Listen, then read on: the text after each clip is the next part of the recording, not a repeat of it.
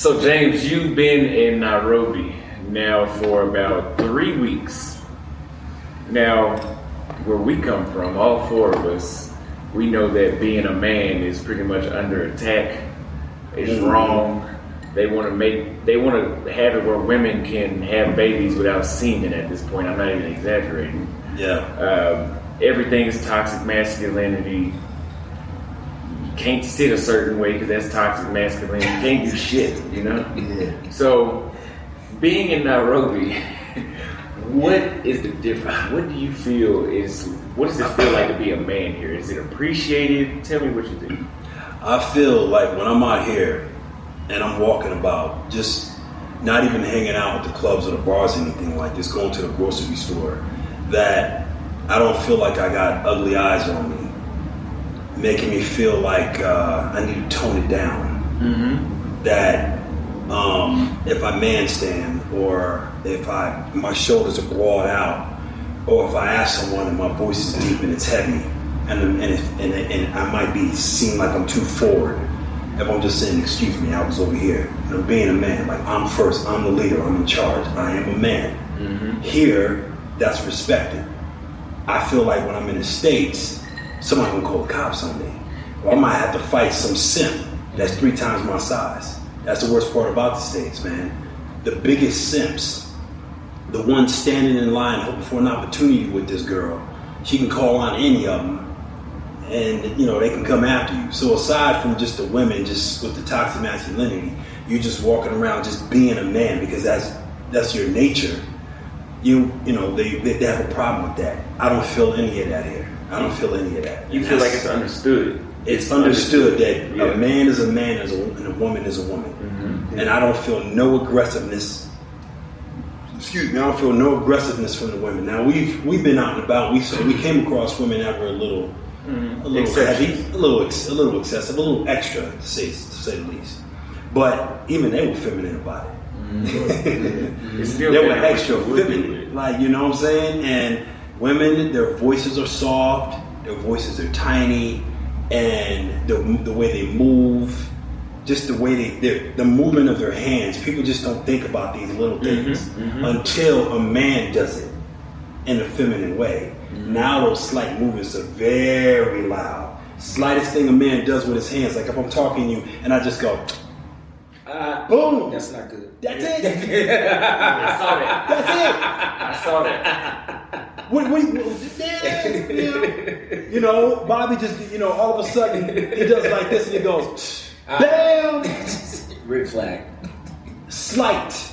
I notice it. Mm-hmm. When I'm here, when I'm in the office at work, when I was working in HR in the Navy, out in Seattle, they was telling my dog he seems too macho. And I'm like, and I started looking around the office. No, I was in the Navy, and I got out of the Navy. I started working for the okay, I was about to say. And then when I worked HR, somebody said that in the Navy, like too macho, like you're supposed to be. And the agent, think about it. Let me tell you about that spot, man. Look, it was led by a woman. You guys, both of you, and then I'm gonna let Bobby and I go last. Y'all are both old enough to be both of our fathers. True. So we know, and we look good too. We know in the USA, at a certain age, there's stigma about older men still being in the streets or dating younger women. Mm-hmm. Good one. You've been here for about 10 years now, right? Mm-hmm. So, and you're single. Mm-hmm. So what is a single life been like? And you're a lot older than you look. Mm-hmm. Oh, wow. He don't even I'm not going to say that's an advantage or not. But I'm just saying. He don't even hide his gray. 59. Like, I don't dye my stuff at That's all. right. Like, I don't care. 59. So you're 59. What limitations do you feel like you have here dating in Nairobi? None. Like, you set your own limitations. Yeah. Like, of course, I have, like, age parameters. Because I have kids. But you set your own parameters, and it's not looked at here. If an older guy is dating a younger girl that's like in her 30s or late 20s or whatever, like nobody's like, ooh, that's bad, because it's been happening here since the beginning of time. Older guys have had like my friends, their fathers and grandfathers have multiple wives, and you know, grandfather might have had 10 wives, you know, and it was respected.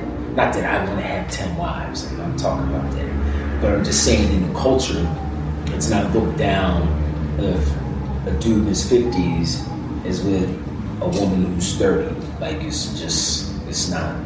Now, when my friends come from the States and they've seen, because I throw parties and events, I have to know younger people. So when they come and they go to my parties and stuff, and they're like, Troy, what's up with all these 20-some-year-old girls and, you know, girls in their early 30s and stuff? I'm like, this is a party. It's a party. What person was saying that? A lot of my female friends. Female friends. That come from the States that are my age. Yeah. You know, intimidating.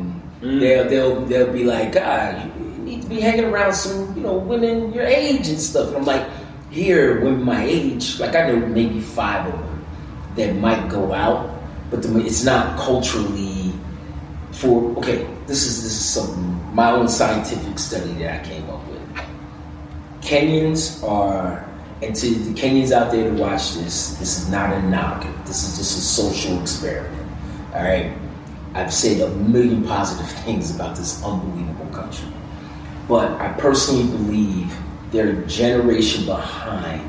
Like, the 35 and under Kenyans are my generation in the States. And what I mean by that is my generation in the States was the first generation to be like, I don't care I'm married. I don't care I have kids. I still want to go out sometimes. I still want to dress fly. I still want to work out. I still want to take a trip with my girls or take a trip with my boys and leave the kids home with my partner. Like, it was socially accepted. My generation was the first to do that. When I go back to homecoming this year in October at Howard, everybody's going to look freaking amazing. And everybody's from 50 to 65 and look freaking amazing because they take care of themselves. The 35 and under crew here is like my generation. Like, I can see the 35 and under crew here taking care of themselves once they get into their late 30s, 40s, and 50s. Since I've been here, even gyms, like there was like 2-3 gyms when I first came here. Now there's damn near 100 gyms everywhere.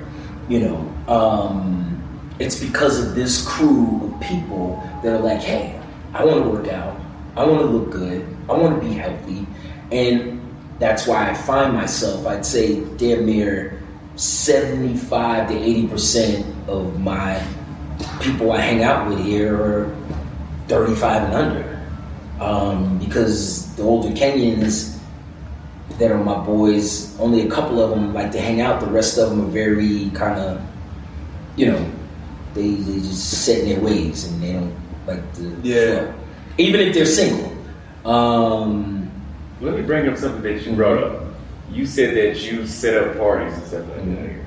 So if you guys are out there looking for the right network, you want to know somebody like Troy, that you can come to Nairobi. Let's say you're already convinced, but you want to make sure you have a good time.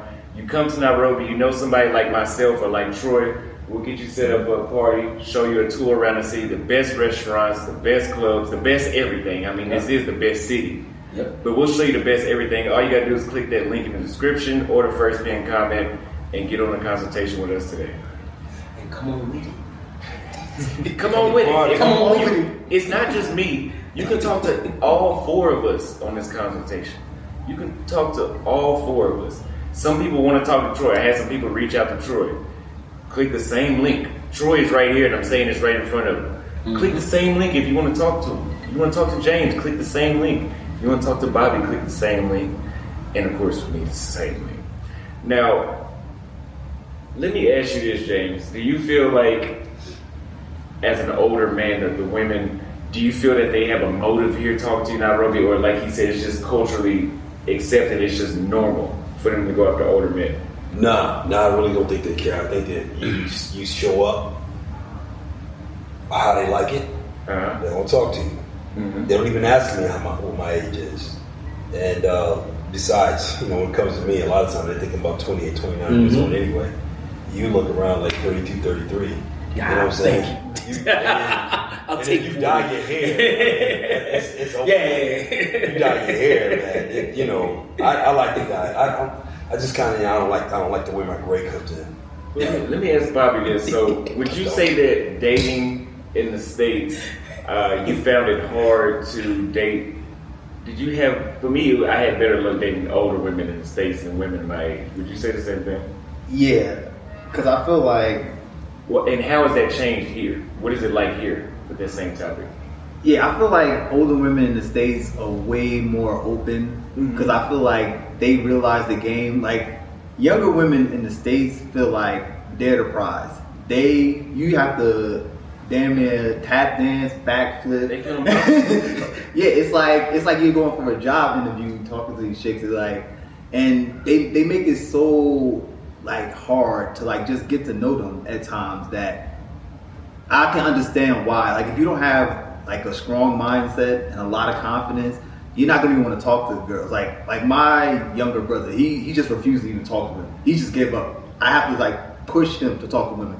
But here, I feel like women encourage you to talk to them. Like, they will give you signs like, hey, come here, like they'll wink at you, they'll do everything. They will make it known that they have interest in you. And I feel like that's so refreshing. Like, because I want to touch on something earlier that James said about like the masculinity. I feel like they encourage masculinity here. Because all the women that I talk to, they're like, I'm so happy when I'm with you because like I feel like I don't have to think. Like, you just control the situation. And like, I feel like I could just wander around like what was that movie? It was some old movie. She says one girl named some old movie. She was like, I'm like Dorothy or something. Like, I don't remember the character, but they basically was saying, she was like, I could be in my femininity because you're controlling the situation. Like, you're the man. I don't have to think about nothing, and I love that. And I was like, damn. Right. And in the States, it's kind of combative. It's like, you gotta like, damn, you gotta come home. You gotta argue with her and be like, yo, can I get something to eat? Like fix your own plate. Like, what you mean? Well, like the women say, you can't handle me. Yeah, you can't. You have to be more masculine than me.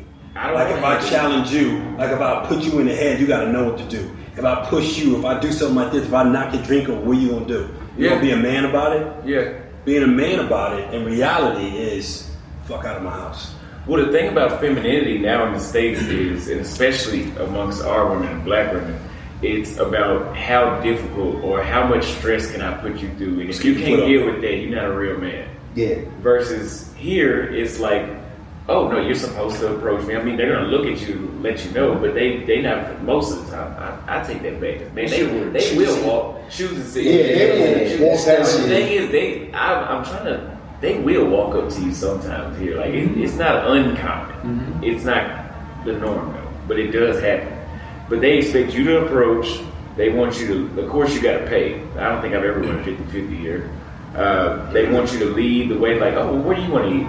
I don't know. You pick. I don't know. It's my first day. Pick something. So they really have the traditional role. They're a little more liberal here than somewhere like, let's say, Senegal. Or Tanzania, but they didn't lose those basic gender roles here. Yeah, even like the girls, like you would say, like the quote unquote not good girls, like the club girls, the slave queens. Even they show remnants of that femininity, which is like, they show remnants of that femininity. Because like even like I dated a girl, like you wouldn't consider her like traditional, like she doesn't know how to cook, she doesn't know how to clean. But she did other things, like before I went out, she would clean my shoes for me. Mm-hmm. Wow. I never had a woman clean my shoes in the States. Toothbrush. I'm like, I damn near want to cry. Put the tears from my eye, right? Grown man. Yeah, he was about to go out. That's the title. Yeah, she was going with me. She just wanted to be like, yo, if my man is going out, he has to look good, like, because he's representing me and him. That's dope. That's a hell of a mindset. That's a hell of a mindset. So I had a friend. Go ahead. I had a friend. This has nothing to do with Kenya, but just talking about like women's demeanors. I had a friend. I'm sure you guys have been to the DR. And we were working in the advertising business together. We were supposed to in New York and he was supposed to be meeting up on a Monday. He was supposed to fly back on Sunday. So he calls me Monday morning. He's like, "Yo, boss, I'm not making the meeting. I'm still in the DR." I was like, "Dude, we got a meeting." He's like, "Troy, listen." He was like, "I got to tell you something."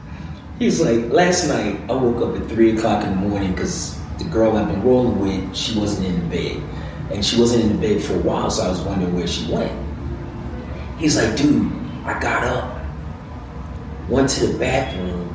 She's in the bathroom hand washing my underwear." He was like, "Babe, what are you doing?" She's like, "I knew that you wanted to spend extra time and you didn't have extra underwear. So I wanted to make sure that you were all right." He's like, when she hit me with that, I was like, "Freak the meeting on Monday. I'm staying the extra weekend."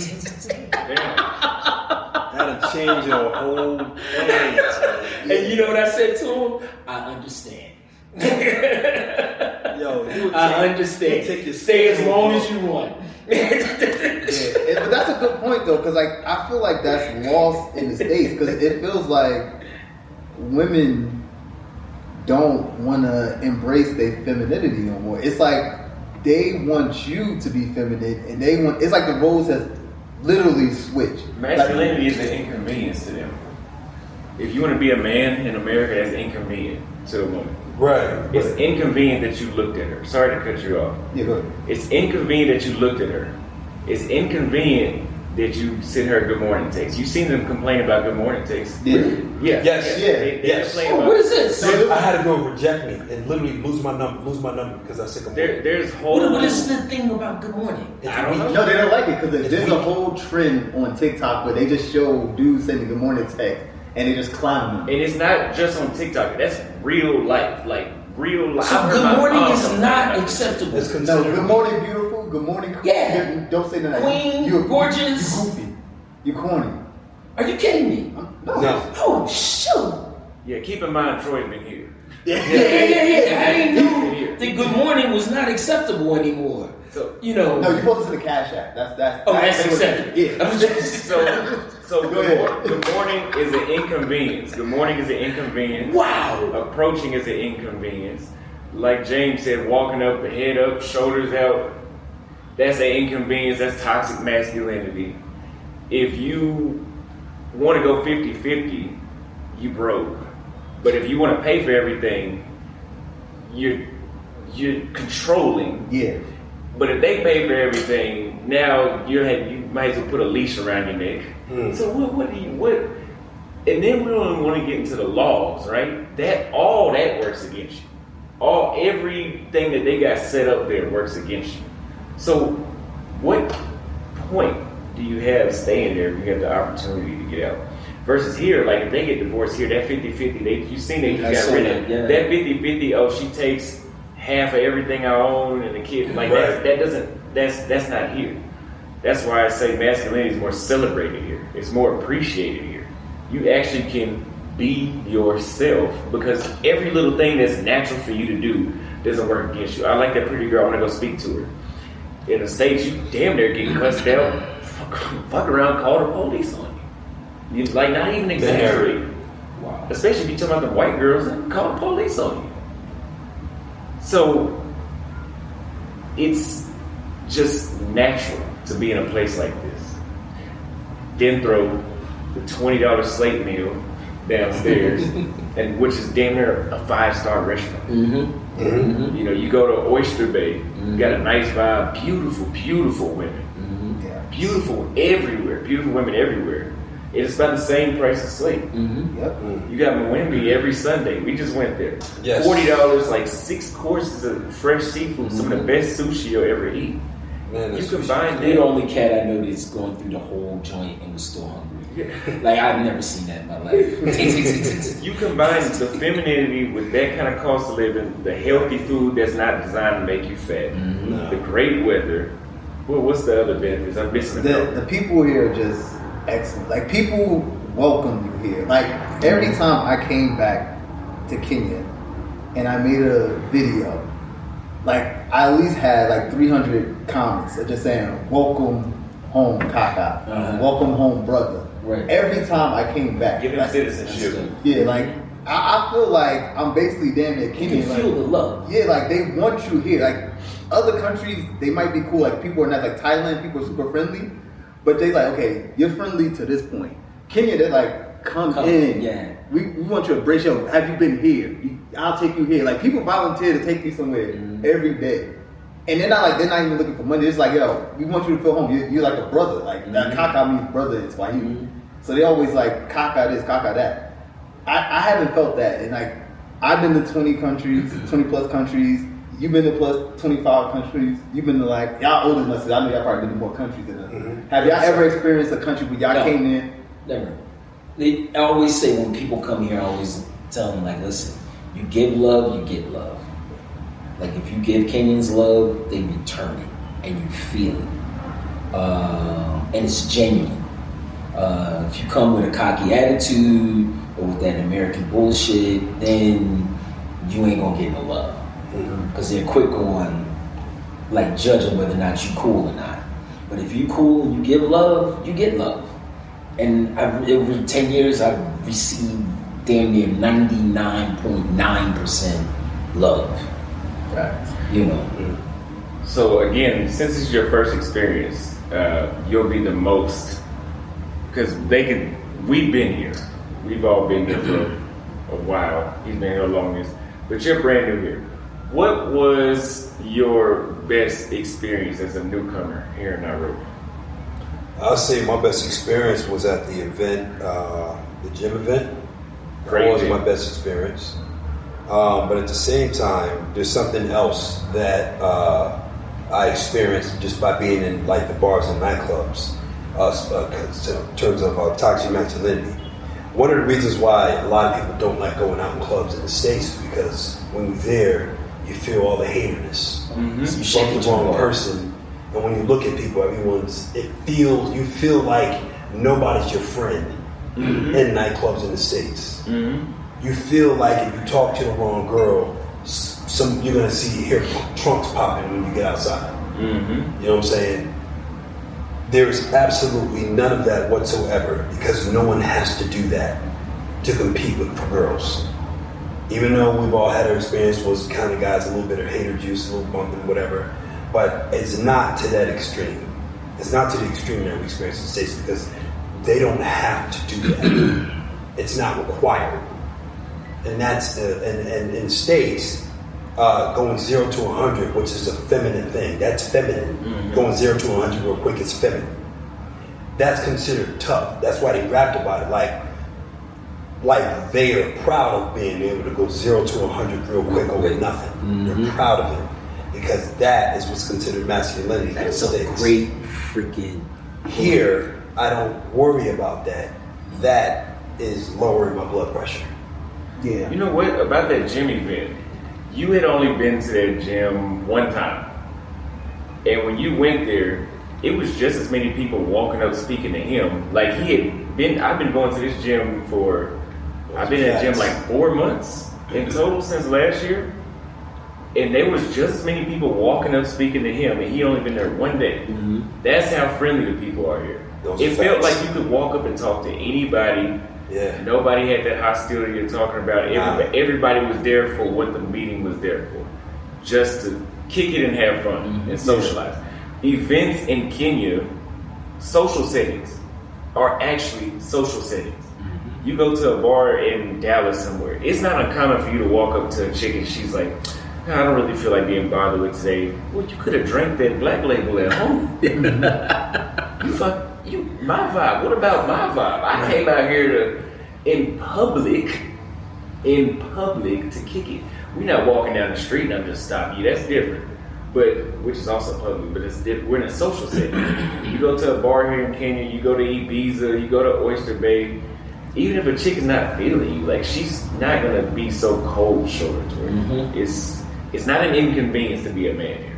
Yeah, definitely not. No. And I think like the vibe, just not even just the events here, because like me, I'm an explorer, so I got outside of the box. So I've been to areas that a lot of people were not gonna go to. Like I've been in Pipeline, I've been in Kibera, I've been in Zinneman, I've been in Marera. Like these are the places I'm naming are like not the safest for you to go. And even there, like nobody tried to press me. Like they seen me walking around with my camera shooting videos, and people was like embracing like, oh, bro, there's a spot right here with food, and they'd take me into the spot, and then everybody would be walking. They're not like, oh, why are you recording? Get your camera down. Yeah. And it's like, cause like people want you to showcase all aspects of Kenya, and they're not like ashamed of anything. But the most thing I felt was like, even in those areas that not might be the safest, not might be the richest, but the people were still like showing love there. Like you cannot go to a hood, like you can't go to Newark, New Jersey, and go to the projects and walk around. You get robbed. They taking everything from you. But when I went to an area like that here, like I felt like, damn, I could probably just hang out here. Like they was like, yo, you gonna come to the bar? You gonna get a drink? Like I took a shot of Chrome, like. All my kids, I know what Chrome is. Took a shot of Chrome with a couple of dudes and chopped it up with them. Like, there's no way you can do that in the States. Like, I don't think there's most countries you can't go somewhere like that and just hang out with people and they know that you're not from there. They know you got a bunch of expensive equipment on you and they still want you to chill with them and they still showing you love. So I don't think it's just like the events. It's like it's something about Kenyans that they just want people in their country to feel comfortable. Everybody. And it's almost to the point of their own detriment, which is crazy. Like I never seen people who were so welcoming and they will bend over backwards just so you could have a good time. And like that's what really made me fall in love with Kenya. Like I never want to leave here because like once you experience that energy, like you can't go backwards. Like there's nothing above that. And every other country that I go to now, I feel like I'm always comparing like, damn, in Kenya they do this, or Kenya they do this. And I know it's kind of bad. I know it's probably like not the best mindset, but it's like they treated me so well here. It's like I can't help but do it. Right. I don't know if y'all feel like that. Have y'all ever had that experience? I wanted to jump on top of what you just said. 9 years ago, me and this cat named Kevin Ashley, was a dude from LA, from California, who started Java. That's his brand. He started it. Cool ass cat. Our kids went to ISK together. That's the international school in Kenya, and we didn't like the basketball program there, so we created our own basketball program.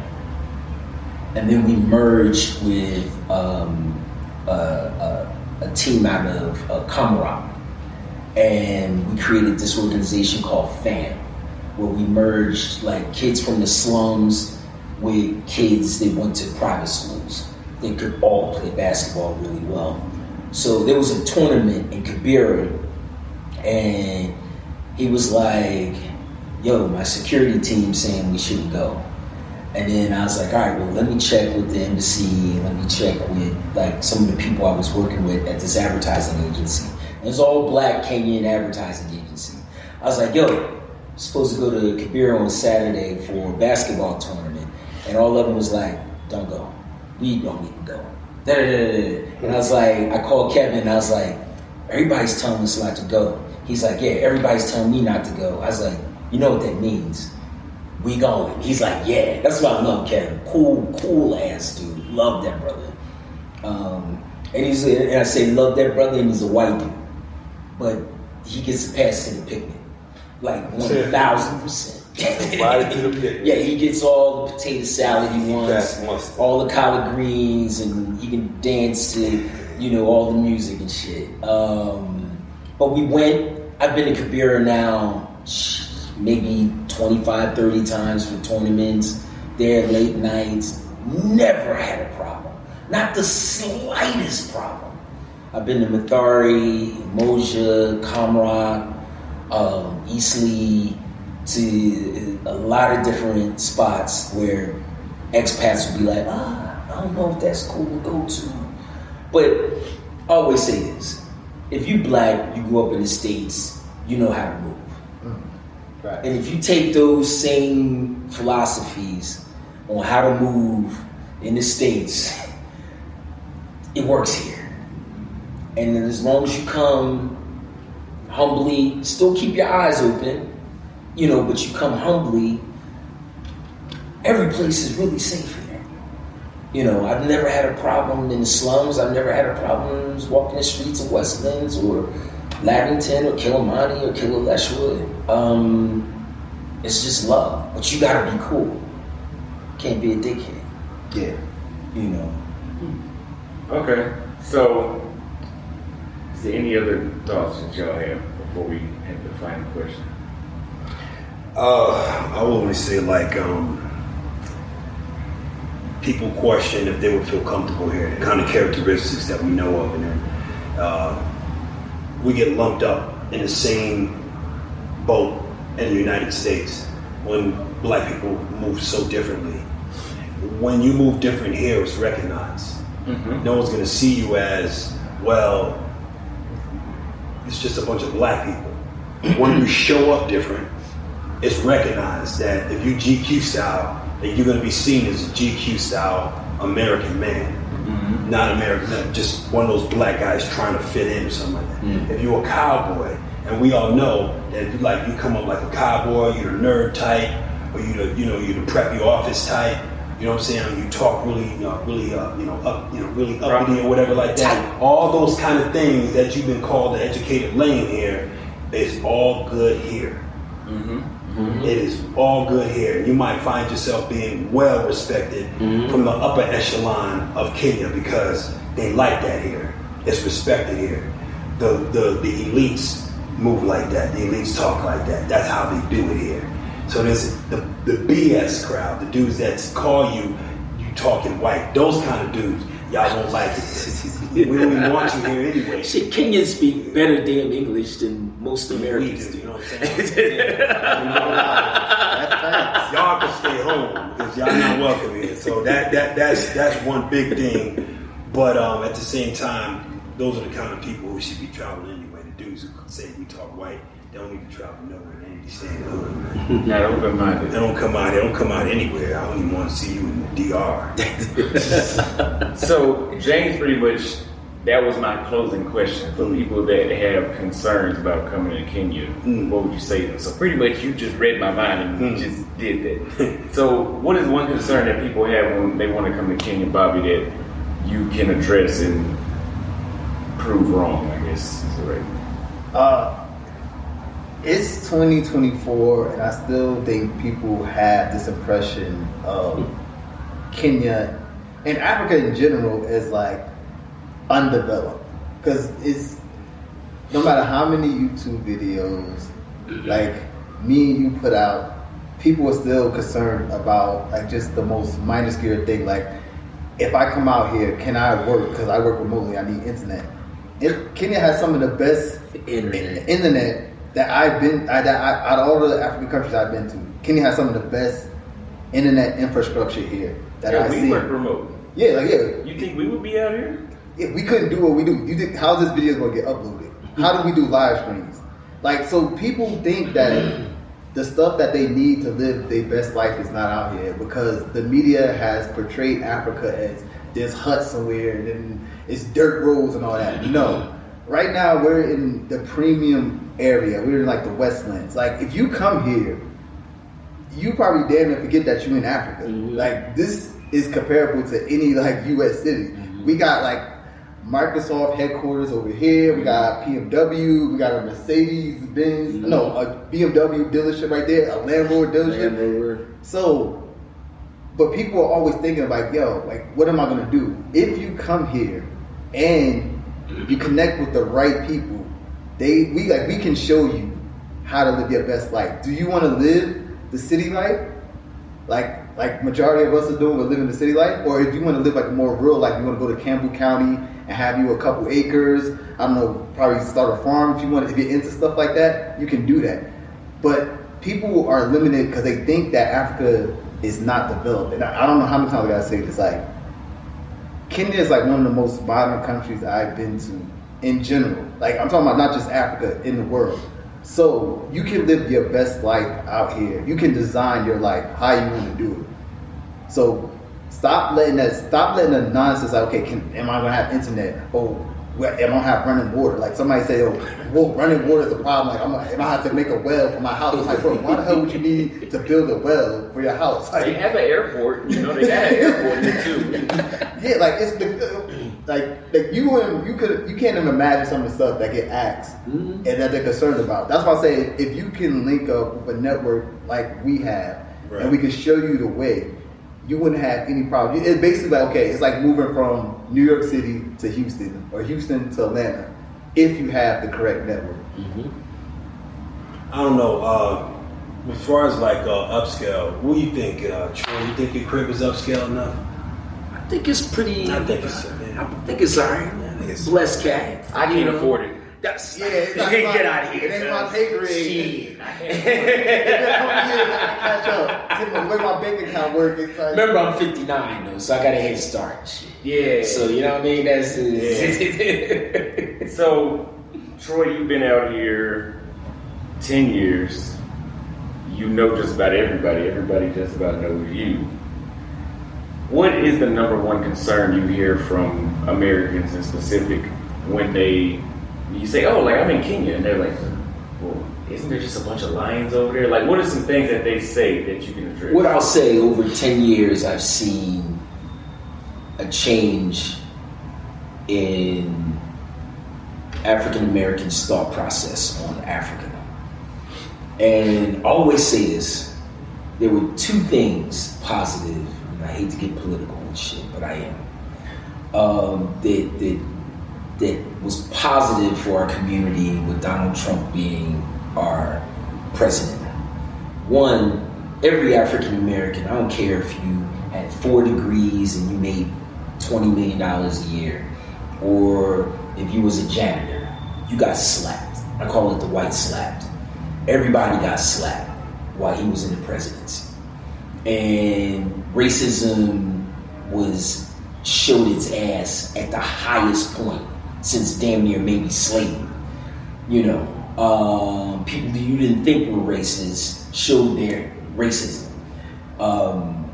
So it made a lot of black people say, damn, yo, I thought this country, those that thought the country was cool was like, damn, maybe this shit ain't as cool as I thought it was. Yeah. Like, this stress and this, maybe there might be other places, you know, for us to live, and vacation and to check out. Hence the influx of African Americans to Ghana and here and other places in Africa. Hence why damn near half the playlist in all the urban cities play African music, Afro beats, and I'm a piano and Afro house in the States now. Hence why there's lots of actors from this country now, not just from this country, but from the continent, that are doing great in Hollywood now.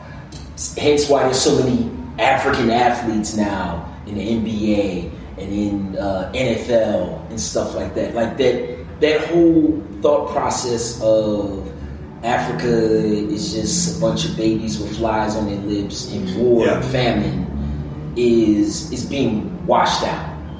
And people are doing their research, and I love it, because the conversations that I had 10 years ago are way different than the conversations that I have now with a lot of people. And I've seen the progress in all of those different facets over the past 10 years. And I think it's beautiful, because we need to open up our minds. Everybody else has homes. You know, we don't. You know, everybody, Italians can go back to Italy, Irish can go back to Ireland, the Spanish can go to any of the Spanish-speaking places, and they do go. We like, yo, I'm in Jersey, so I guess Camden's cool. I'm just gonna have to chill in Camden or Newark. I don't have a place to go to really call home. And I think it's important for us. I've always said this. I know this is a long ass answer and shit. That African Americans will never reach the point where we're supposed to reach until we build that bridge to this continent. Africa as a whole will never reach the superiority and the leadership and the power that it should have until it builds that bridge to Africans of the diaspora around the world. Until those bridges are built, we're always going to be chasing our tail. Always. Just chasing our tail. But once those bridges are built, we'll be the leaders of the free society like we used to be. So if you guys are looking to make Kenya your home, which is my home, Troy's home, Bobby already said his home. Soon to be home, right? We're gonna force him. I'm signing. Come on, cuz. This December, I'm gonna sign a year lease We out here in gotta get Nairobi. this cat. I'm gonna sign a year lease out here in Nairobi. I'm gonna make sure James has the best time before then, so he can sign that year lease as well, and he can make this his home as well. Don't worry, he'll be here still. Watch. $2,300, she said, right? that was a fancy spot though. But by March, don't worry, James will still be here. We ain't gonna let him go nowhere. But if you guys want to make this your home, like I said, I almost called you Bobby. Troy has been out here for 10 years, going on 11 years. I have a network. He's part of my network. They're part of my network. Nobody has a bigger network in Nairobi than Troy. Anything that you need can be found through Troy here in Nairobi. If you'd like to speak to anybody from any perspective that you most likely concurred with, click the link in the description or first pinned comment and get on the phone and let the assistant know who you want to talk to today. We'll see you very soon. Karibu. Yes. Blessings, yo.